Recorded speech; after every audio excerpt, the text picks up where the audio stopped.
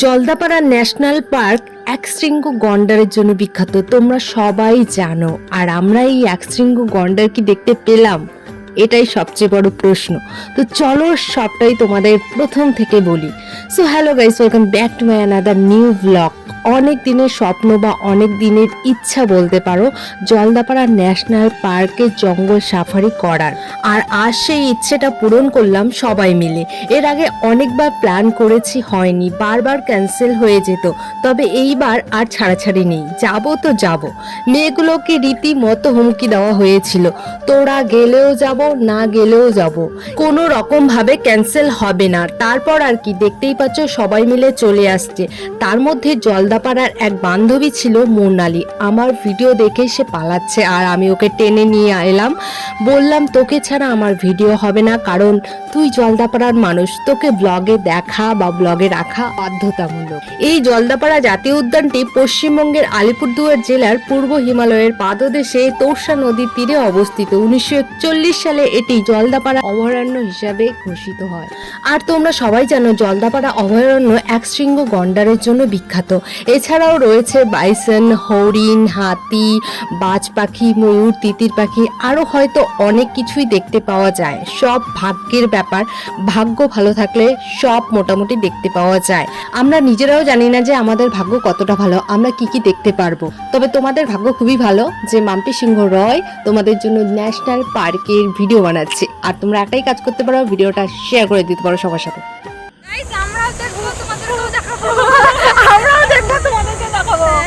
একদম রাইট, ঠিক কথা বলেছে গঙ্গা, কারণ গঙ্গা শ্বশুর বাড়ি জঙ্গলে তো।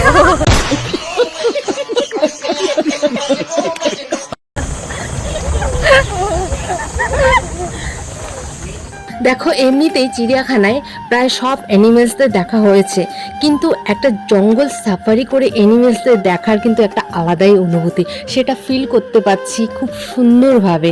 আর আমরা চলে এলাম আরেকটি টাওয়ারে, যেখানে মাহুত বন্ধুরা রয়েছে এখানে।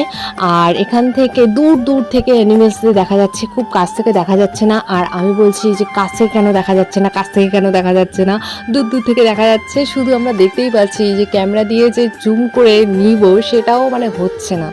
তো যাই হোক, এখানে অনেক মাহুত বন্ধুরা থাকে, তাদেরকে কিছু করে না, তারা এখানে থাকে। আর আমরা যেহেতু মানে বাইরে, তো আমাদের এখানে থাকতে দিবে না, সেটা স্বাভাবিক ব্যাপার।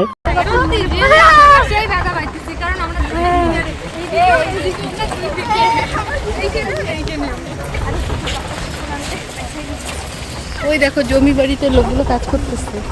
এগুলো কি? এগুলো ঘাস,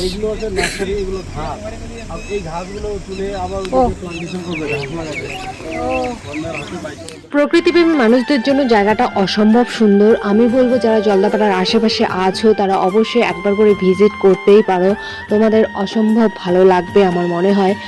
আর আমরা যেহেতু দুটো জিপে গেছি, আমরা 11 জন লোক গেছি, আর 3500 লেগেছে। একটা জিপে হচ্ছে 1700 করে, দুটো জিপ 3500, তো কমই আছে। আগে তো একটা জিপেই 3500-3600 মনে হয় লাগতো, কিন্তু এখন অনেকটাই কম হয়ে গেছে, তার হাফ দাম হয়ে গেছে। তোমরা অবশ্যই যেতে পারো। আর হাতির উপরেও সাফারি হয়, সেটা বলে মর্নিংয়ে হয়, আর 4 জন করে যেতে পারো, 1000 টাকা করে লাগে।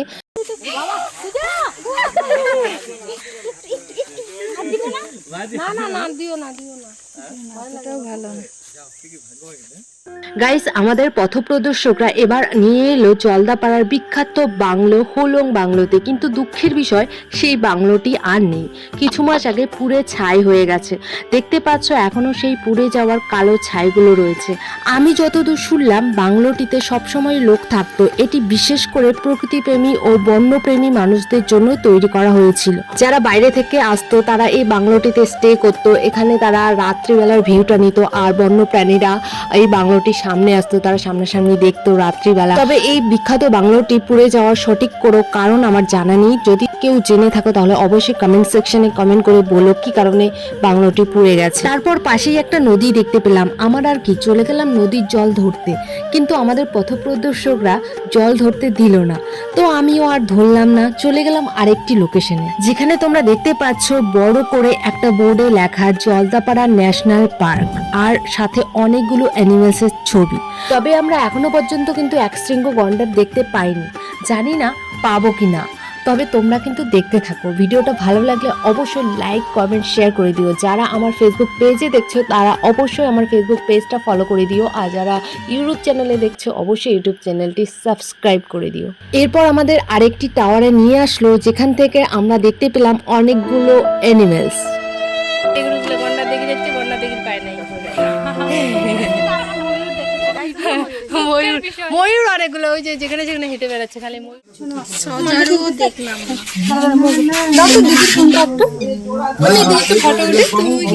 এখানে সেদিন আমরাই শুধু লোকালের ছিলাম, আর বাকিরা সবাই বাইরের ছিল, যেমন কলকাতা, নদিয়া, আরো অনেক জায়গা থেকে ঘুরতে আসছিল। খিদে পেয়েছে, কিন্তু এখানে যতবারে খাওয়ার জন্য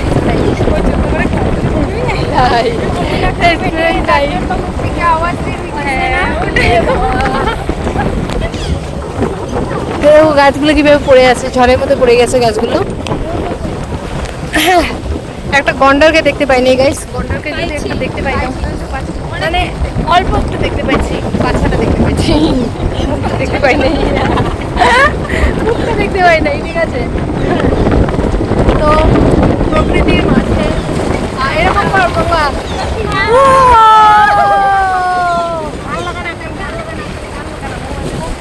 ফেরার পথে দেখতে পেলাম একদল বাইসন। দূর থেকে মনে হচ্ছিল যেন একদল গরু কেউ জঙ্গলে ছেড়ে দিয়েছে। হি হি, জাস্ট কিডিং। সো ফাইনালি আমাদের ঘোরা কমপ্লিট। মাত্র 1.5 ঘন্টা ঘোরায় গাইস। আমার মনে হলো যেন আরেকটু ঘুরি, আরেকটু থাকি। দেখো আমরা গাড়ি থেকে নামতেছি না, সবাই নেমে গেছে। আমাদের ইচ্ছেই করছিল না যে আমরা গাড়ি থেকে নামি। আমার মনে হচ্ছিল যে আরেকটু জঙ্গলের ভেতরে থাকতাম, আরও কিছু হয়তো দেখতে পারতাম, কিন্তু না, এনারা 1.5 ঘন্টার বেশি ঘোরাবেন না। আশা করি আজকের ভিডিওটা তোমাদের ভালো লেগেছে, আর ভালো লাগলে অবশ্যই লাইক কমেন্ট শেয়ার করে দিও। তোমরা অনেকেই বলো যে আমি এখন ভিডিও করি না বা দিচ্ছি না। তোমরা যদি আমাকে সাপোর্ট করো, তোমরা যদি ভিডিওটা বেশি বেশি করে শেয়ার করো, তাহলে অবশ্যই খুব তাড়াতাড়ি নেক্সট ব্লগে দেখা হবে। So tata.